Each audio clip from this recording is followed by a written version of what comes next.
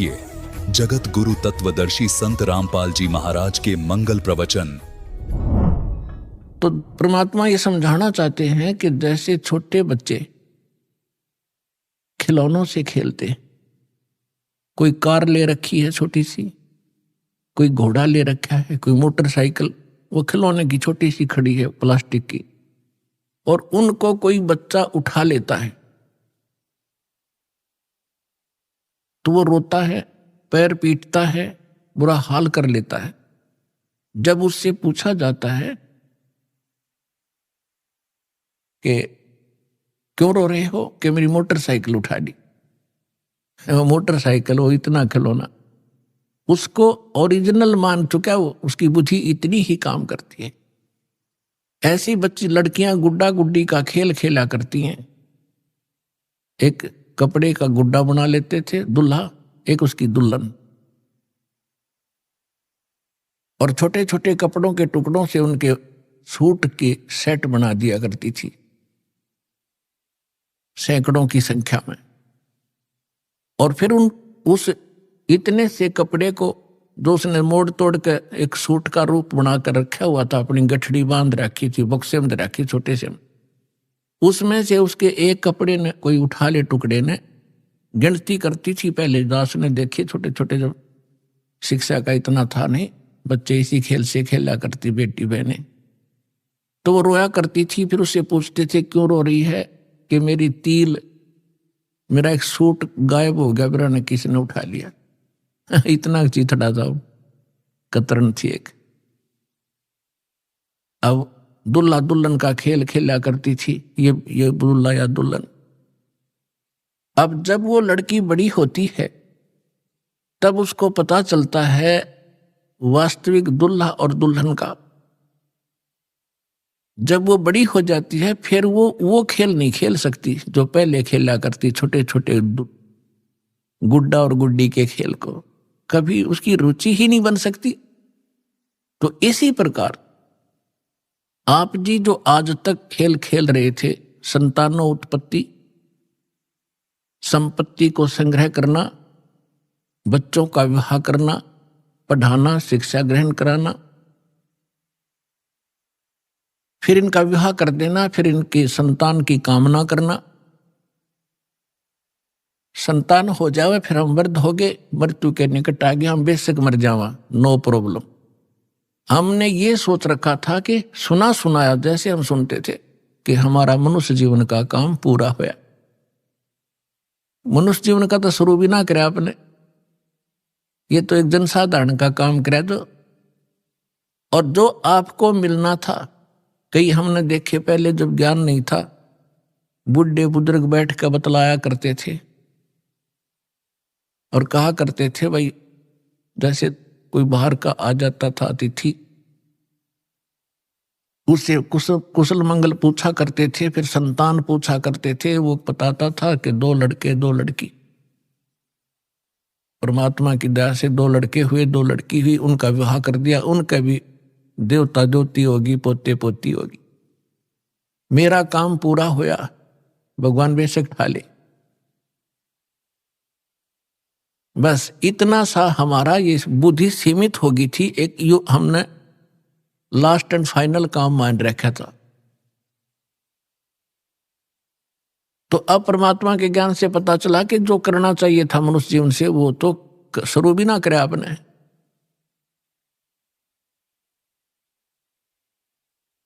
तो पुण्यात्माओं, आपको यहां बुलाकर ये ज्ञान दिया जाता है कि आप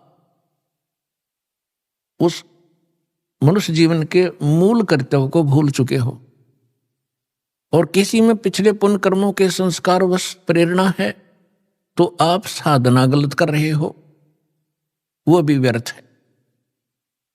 शास्त्र विधि को त्याग कर मनमाना जो आचरण करते हैं वो भी गलत है। गीता अध्याय नंबर 16 के श्लोक नंबर 23 और 24 में इसका प्रत्यक्ष प्रमाण है।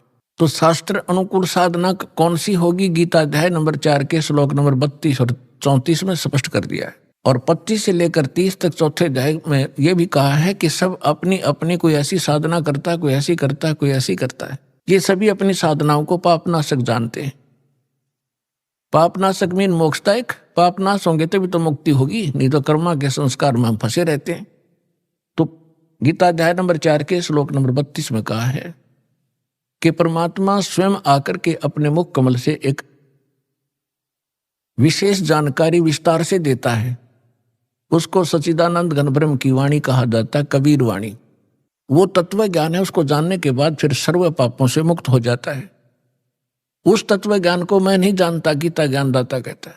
तत्वदर्शी संतों के पास जाकर समझ, उनको दंडवत प्रणाम करने से, कपट छोड़कर सरलतापूर्वक प्रश्न करने से वो परमात्म तत्व के जानने वाले तत्वदर्शी संत तुझे उस तत्व ज्ञान का उपदेश करेंगे।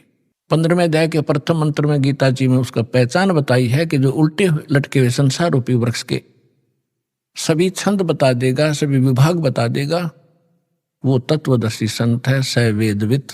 तो इससे सिद्ध है कि जो जब तक वो तत्वदर्शी संत जिन ऋषि महर्षि या साधकों को नहीं मिला, उन्होंने जो साधना की वो शास्त्र विदिता कर मनमाना आचरण किया, और जिस कारण से उनको न तो परमात्मा प्राप्ति हुई और ना उनका कोई स्थायी स्थान प्राप्त हुआ। वो शाश्वत स्थान उनको नहीं मिल पाया। यहाँ का अंतिम लोक, अंतिम मोक्ष स्थल ब्रह्मलोक है, और ब्रह्मलोक में गए हुए प्राणी भी जन्म मृत्यु में रहते हैं। गीता अध्याय नंबर 8 के श्लोक नंबर 16 में इसका प्रमाण है। तो पुण्यात्माओं, ये वो एक नई यूनिवर्सिटी, और जिसमें प्रथम कक्षा से लेकर अंतिम पढ़ाई यहीं पढ़ाई जाएगी, और यही प्राथमिक चिकित्सा से लेकर अंतिम ऑपरेशन तक की यहीं किया आपका जाएगा, यानी अध्यात्म तरीके से। आप जी को यहां क्यों बुलाया जाता है आपको पता नहीं, आप तो बच्चे हो। यहां बुलाने से आपको 5 यज्ञों का लाभ दिलाया जाता है। पुण्यात्माओं, एक जैसे किसान खेत में बीज बोता है, खेत भी संवार दिया और बीज भी ओरिजिनल हो, यानी गेहूं का बोआ है तो गेहूं का ही हो, और गेहूं का भी अच्छा बीज हो, मरे हुए दाने ना हो। बीज बीजने के बाद फिर उसमें और भी बहुत ऐसा प्रोसीजर है जो अनिवार्य है। समय आने पर उसकी सिंचाई, उसमें फिर खाद डालना, उसके अंदर से घास निकालना और उसकी सुरक्षा रखना,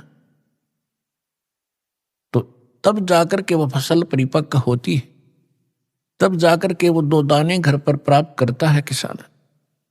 पहले खर्च करता है अपने घर से खूब आंखें मीच के। जिस किसान के पास खुद अपने घर पर पैसा नहीं है, बीज भी नहीं है, उधार पैसे लेता है, बीज लाता है कि खेत में बीजता है, खाद भी अपना लोन लेकर डाल रहा है। उसको मालूम है कि आज मैं जो खर्च कर रहा हूं, उधार भी लेकर कर रहा हूं, एक दिन उवारे न्यारे कर देगा यह फसल अगर परिपक्व होगी तो। ठीक इसी प्रकार आप जी को वो स्थान मिला है जहां दान करना चाहिए। आप जी को वो मंत्र मिला है जिसका जाप करना चाहिए। इस प्रकार आपको तत्वदर्शी संत मिला है। अब परमात्मा कहते हैं, समझा है तो सिर धर पाओ और बहुर नहीं रे सादा। यदि तेरे समझ में आ गया, मनुष्य जीवन फिर मिलेगा नहीं। यदि मनुष्य जीवन मिल गया तो तत्वदर्शी संत नहीं मिलेगा, और तत्वदर्शी संत नहीं मिला तो ये मनुष्य का जीवन और पशु का जीवन में कति अंतर नहीं। और आपको पता लग गया है कि सचमुच अब ये दाव लगे आपका, तो यहां कहते हैं समझा है तो सिर धर पाओ, सिर पर पांव रखना, इतना स्पीड से दौड़ना जैसे कोई पीछे घोर संकट आ रहा हो, उससे बचने के लिए भागा जाता है। समझा है तो सिर धर पाओ कि कमर कस ले। अब अगरम मगरम छोड़ दे, बकवाद नहीं चलेगी इस मार्ग में।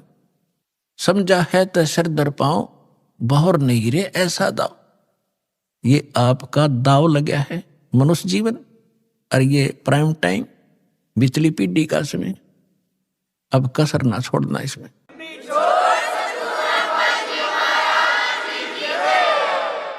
अब आपको यहाँ बुलाया जाता है, आपके जो इस ज्ञान से परिचित नहीं, क्योंकि ज्ञान तो सत्संग माने से, वो सत्संग को एक सेकेंडरी थिंग समझ रहे हैं कि जब ऐसे बाद में देखेंगे वृद्ध हो जाएंगे, जब अभी तो छोटे छोटे बच्चे हैं, ये भी तो पालने हैं।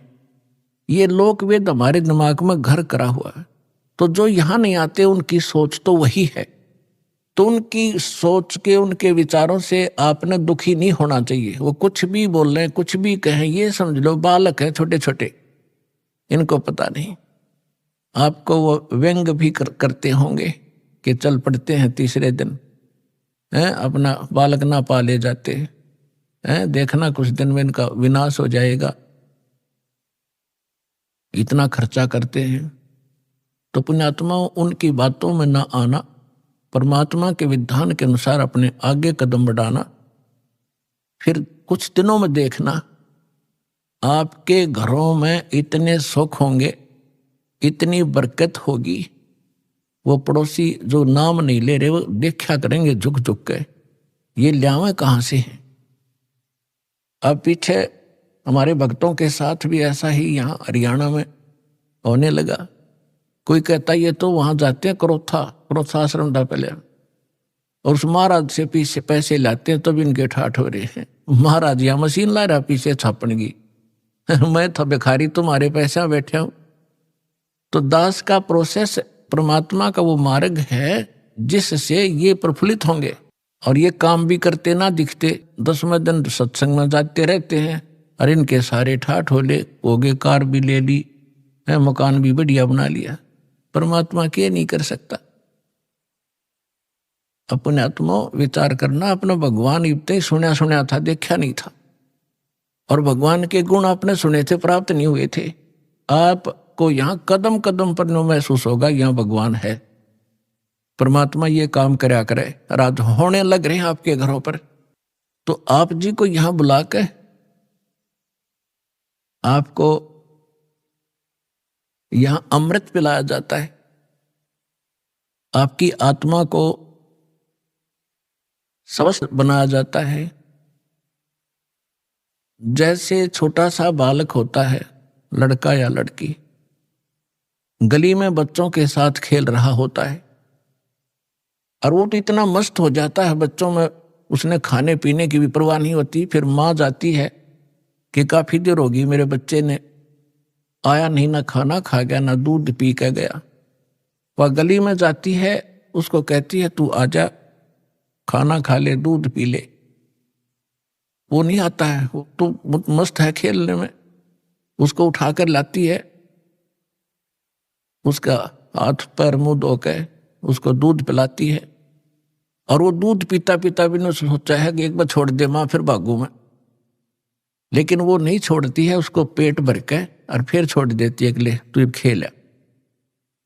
तो इसी प्रकार आपको यहाँ बुलाया जाता है, ये आत्मा का आहार आपकी आत्मा को यहाँ खिलाया और पिलाया जाता है, फिर आपको छोड़ दिया जाता है कि जाओ खेल आओ तुम, और फिर आ जाइए थोड़ी अगले महीने। अब उस बच्चे को मालूम नहीं कि माँ इतना क्यों संघर्ष कर रही है। माँ को मालूम है ये अच्छा दूध पीवागा, जल्दी बेटी या बेटा स्वस्थ रहेगा और जल्दी युवा हो जाएगा। तो दास का यही प्रयत्न समझना, परमात्मा और गुरु एक ही समझना चाहिए, और उनके अंदर ये गुण होते हैं, तुमेव माता च पिता तुमेव बंधु च सखा तुमेव विद्या च द्रविण तुमेव सर्व मम देव देव। माँ के गुण भी है भगवान में। तो इस प्रकार ये आत्मा के माता पिता हैं, शरीर के माता पिता अन्य होते हैं। तो पुण्यात्माओं, सौभाग्य आपका, आप जिस को ये स्थान प्राप्त हुआ और आपको वो भगवान का यथार्थ मंत्र प्राप्त हुआ जिसे मोक्ष संभव है। सत्संग में बताया जाता है, कबीर थोड़ा जीवना ये मंडे बहुत मंडाने, सब ही उबा पंथ सिर राव रंक सुल्तान। परमात्मा कहते हैं थोड़ा सा तो जीवन है, और इसका ये भी ना मालूम यो है कितने दिन का। हम अप्रोक्सीमेटली जीते हैं ये सोच करके 80-90 वर्ष तक जीवन रहता ही रहता है। और ये कभी ध्यान में नहीं आती कि कोई 5 वर्ष का मर गया, कोई 10 वर्ष की मर गई बहन बेटी भाई, कोई 25 वर्ष के मर गए, कोई 50 वर्ष में मर जाते। तो ये फिक्स क्यों मान लिया आपने 80-90 वर्ष? तो ये तू बस एक दूसरे ने देख के अटकलबाजी से हम रह रहे हैं। इसके विषय में परमात्मा कहते हैं, अपने ऊपर उदाहरण देते हैं, साथी हमारे चले गए हम भी चलन हारे, कोई कागज में बाकी रह रही तात लगी है वार। हम देखते हैं अपने साथ में रिश्तेदारों में वो जा रहे हैं और अपना भी नंबर आने वाला है, लेकिन हमारी कोई कागज में बाकी रह रही है। जिस दिन वो बाकी पूरी हो जाएगी फिर देखना आपकी भी टिकट कटेगी। कबीर थोड़ा जीवना और मंडे बहुत मंडान, बिना ज्ञान के व्यक्ति के आखिरी सांस तक ये काल ये बेदन लाए रखे, ये बनवा दूं वो करवा दूं। और बुढ़ापे में ज्यादा छिड़ा करे बीमारी, ना बालक माने ना उसकी बुद्धि ढंग से काम करे। बच्चों के बीच में बेमतलब वृद्ध आदमी टांग अड़ाए रखा करे, नो कर लो नाश करोगे तुम, फलाना ऐसे कर दिया। अब उस समय में जब बच्चे सियाने हो जाते हैं वो अपनी सूझबूझ से बहुत अच्छा ही करते हैं, और होना उनका वही है जो उनकी किस्मत में लिखा है। तो उससे परमात्मा कहते हैं कि रहना थोड़े से दिन है और ना जाने कहां तक कि तू एस्टिमेट लगाए बैठे है, ये कर दूंगा वो कर दूंगा, एक कोठी बना दूंगा, 2 प्लाट ले लेता हूं। परमात्मा कहते हैं ये बिना ज्ञान के डले ढोरे हो तुम, 1 मिनट का भरोसा नहीं और मुकदमे कर रहा जमीन पे। कौरव पांडव लड़का मर गए इसी पृथ्वी पे, या यही रहेगी और वो सत्यानाश करवाएंगे। इन्हीं एकड़ जमीनों पर, इन किलों पर जो आज आप कब्जा करे बैठे हो, अरबों खरबों पुरानी मर गए, इनको अपना मान के काया तेरी है नहीं ये माया कहां से हो, चरण कमल में ध्यान रखो भाई इन दोनों को खो। ना काया तेरी, माया कहां से होगी जिसको ठीक है चिपका बैठा। उसके लिए परमात्मा कहते हैं भगवान के चरणों का चिपका रहे, भक्ति करता रहे। और जब तक यहां रहे इसको समझ ले एक रेस्टोरेंट है, और जैसा भी रेस्टोरेंट तुझे तेरे भाग में मिला है उसमें सब्र कर, संतोष कर, अपना टाइम पास कर। जो उद्देश्य लेकर तू उस रेस्टोरेंट यानी धर्मशाला में कोई कमरा बुक करा कर रह रहा है, उसका उद्देश्य क्या था, वो उद्देश्य यहां बताया जाता है। ये तन सराय धर्मशाला, ये तन सराय में जीव मुसाफिर करता रहे दिमाग रे, रात बसेरा कर ले डेरा चले सुबेरा त्याग रे। इस संसार रूपी शहर में और इस शरीर रूपी एक धर्मशाला आपको ये कमरा मिला हुआ है। ये किस लिए लिया आपने? आप यहां कोई व्यवसाय करने आए थे। राम नाम निज सार है, राम नाम निज मूल, राम नाम सौदा करो, राम नाम ना भूल। हम ये सौदा करने आए थे राम नाम का, और वो हम भूल गए इस सराय में और बकवाद करने लग गए। कोठी बना लूं, बंगला बना लूं, घुट्टी ला लूं, डीजे बजा लूं। ये कोरी बकवाद हैं। एक जो विद्यार्थी अपने विद्या ग्रहण ना करके शराब पीवे, सिनेमा देखे और सैर सपट्टे को घूमता रहे तो वो उसके लिए हानिकारक है। इसी प्रकार मानव शरीर प्राप्त प्राणी एक विद्यार्थी है, और विद्यार्थी को अपना वही कार्य करना चाहिए जो उसका होता है। हम उसको भूल गए और काम बकवादों में लगे हुए हैं, तो जिस कारण से हमने अपने असंख्य जन्म नाश कर दिए। तो पुण्यात्मा, आपका सौभाग्य है कि आपको ये मार्ग मिला, ये ज्ञान मिल रहा है। और ये ज्ञान ऐसा है आपकी आत्मा को झंझोड़ कर धर देगा, क्योंकि इसमें दोनों गुण हैं। एक तो आपके पाप नाश होंगे इस अमृतवाणी से, तो दास के मुख से जो बोला जा रहा है, चाहे वो टीवी के पर, चाहे कोई सीडी कैसेट में, इसका प्रभाव आप पर विशेष होगा। और यही वाणी आपने सुनते कबीर पंथियान और फलाना कितने को बरस हो गए, किसी का असर नहीं। सत्संग में बैठे तो ना डलाए जाएंगे, हाँ सही है, जाते वो एक कर्म करेंगे जो ना करने चाहिए, क्यों उनका असर उनका हो ही नहीं सकता, वो अधिकारी नहीं है। एक राजा की रानी ने गुरु दीक्षा ले रखी थी, राजा इसका विरोधी था कि ये गुरु ऐसे होते हैं, औरतों को बहकाए रखते हैं, इनसे पैसे ऐंठते रहते हैं।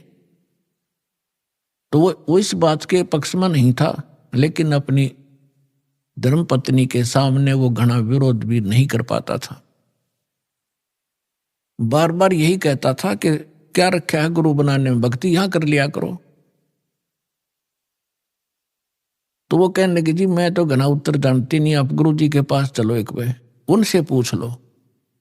उसने कुछ दिन के बाद सोचा चल इसके गुरु जी ने कह दूं, इसके सामने सुना दूंगा दो चार, फिर तो इसका मन हटेगा कुछ। चला गया गुरुजी से ने, गुरुजी के पास जाते ही वो तो संत तो ये कहते हैं बच्चा भक्ति करो, परमात्मा का नाम लिया करो। तो उसने राजा ने प्रश्न किया कि क्या गुरु बनाना घना जरूरी है? महाराज जी भक्ति तो घर भी हो सकती है। संत जी ने सोचा अब भाई अब मैं कुछ कह दूंगा तो कति ज्यादा ही गुस्से मारा है, और फिर राजा है, ऐसे कहना ठीक सा नहीं लगेगा। उसने कहा जी देखो अब मेरे पास समय नहीं है, मेरा अपनी क्रियाक्रम का समय हो गया है, मैं कभी आपके घर पर आऊंगा और तब आपको बताऊंगा, विस्तार से पूरी डिटेल बतानी पड़ेगी, बहुत लंबा चौड़ा विषय है। राजा ने सोचा और बढ़िया, वह इसका खूब दिमाग चाटूंगा। कुछ दिन के बाद राजा को संदेशा पहुंचाया कि जी आज गुरु जी आ रहे हैं। राजा ने सब व्यवस्था कर दी, आप बैठ गया सिंहासन पर, और संत के लिए नीचे एक अलग से कुर्सी ने दी, और काफी वजीर वजार उसके वहां खड़े थे। अब संत जी जाकर खड़े हो गए, वहां सैनिक भी खड़े थे, गार्ड। संत जी ने कहा कि ए सिपाहियों इस व्यक्ति को अरेस्ट करो, राजा की तरफ संकेत किया। अब वो सिपाही उस संत के कहने से राजा की को कैसे अरेस्ट कर ले, 2 बार कहा, तीसरी बार कहा अरे सुना नहीं तुमने। अब राजा पहले तो हंस रहा था कि क्या मजाक कर रहा है, फिर उन्होंने सोची तो भाई कति दर्द हो गया, कति राजा पाठ खींच मेरा छीन ले। राजा ने कहा सैनिकों अरेस्ट करो इसको। इतना कहना ही था, उस बाबा जी की दोनों तरफ तो बांह पकड़ ली सिपाहियों ने, चरचरा नाक है, और ये इंतजार कर रहे थे अब क्या आदेश है नेक्स्ट। तब संत ने कहा कि हे राजन गराय आदमी की नो बेइज्जती करवाया करें। तो उस राजा ने कहा कि आप क्या कह रहे थे? कि मैं आपके प्रश्न का उत्तर देने आया था जो आपने उस दिन किया था, ये उत्तर दे रहा हूं मैं आपका। ये क्या खाक उत्तर दिया? राजा ने कहा कि मुझे छुड़वा तो दे, फिर मैं कुछ बात बताऊं। तो उसने कहा छोड़ दो, उन्हें छोड़ दिया, खड़े हो गए दूर। तो राजा संत ने कहा कि देखो जी आप राजा हो, ये आपके सेना है। अब ये शब्द मैंने कहा था जो आपने बोला, मैंने कहा था इसको अरेस्ट करो, ये टस से मस नहीं हुए, और यही आपने बोला था, इसने मेरे को उठा लिया ऊपर ने। तो ये आपके वचन से काम करेंगे, आपके वचन की शक्ति से चलते हैं। इसी प्रकार अध्यात्म मार्ग का मैं महाराज हूं, और जो वचन मैं कहूंगा वो क्रियावान होंगे। आप जैसे थे 100 वर्ष कहे जाइए, इन मंत्रों को कभी लाभ नहीं देंगे। समझदार को संकेत पर्याप्त है। तो परमात्मा कहते हैं कबीर एक दिन ऐसा होएगा सबसे पड़े बिछो, राजा राना राव रंक सावधान क्यों न हो। एक दिन ऐसा होगा सब ते बिछड़ोगे तुम, और कोई तुम्हारे साथ नहीं जागा। कबीर साहब कहते हैं, हिड़की दे दे रोएगी सुरता जब तू चलेगी अकेली। आज तो इस परिवार में आपका खूब दिल लग रहा है, या कोठी मेरी, बेटा मेरा, बेटी मेरी, या कंपनी मेरी। जब 1 मिनट में तेरा जाने के वो कागज पूरे होंगे, तब नो कह पछाड़ खा रोएगी सुरता। तो जब तू जागी अकेली, तेरा कोई आगे पाछे होगा नहीं। गुरु तूने बनाया नहीं ताकि तेरे सामने आके खड़ा हो जाता का बेटा, और उनको भगा दे यम के दूतों को। एक दिन ऐसा होएगा सबसे पड़े बिछो, राजा राणा राव रंक सावधान क्यों न हो।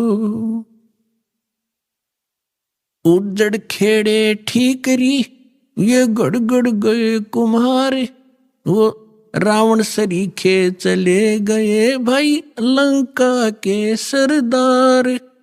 ऊंचा दिखे धौलरा और मंडी चित्ती पोले, एक हरि के नाम बिना यू काल मार रहा रोले। एक एक शब्द मालिक का विचार करियो पुण्यात्माओं। कहते थे ना, बहुत ऊंचे महल दिखाई दे हैं, 2-2, 3-3 मंजिल के, और खूब उसके ऊपर चित्रकारी और चिप्स लगा रखी हैं। एक परमात्मा की भक्ति बिना यू काल त्री रोल मार रहा है, तना मूर्ख बना रहा है। 1 सेकंड में मृत्यु हो जाएगी, और फिर गधा बन के घूम रहा होगा, कुमार तरह लठ मार रहा होगा। तो परमात्मा ये बताना चाहते हैं कि जितना तू जानता है इतना ही नहीं, इससे आगे भी कुछ है। वो परमात्मा या उसके बच्चे संत ही बताया करते, उनसे तुम संपर्क नहीं रखते। आप जिस समाज में रहते हो उनको इतना ही ज्ञान है जो आप प्रतिदिन कर ही रहे हो। परमात्मा कहते हैं, कहा चनावे मेड़िया लंबी बीत उसार, घर तो 3.5 हाथ वही घना तपोड़े 4। परमात्मा कहे कि खुशी मना रहा है, लंबी लंबी 4 द्वारी बनाकर ऊपर नीम भरवा के, कि घर तो 3.5 हाथ घना तपोड़े 4। अभी आपने सुने संत रामपाल जी महाराज के मंगल प्रवचन।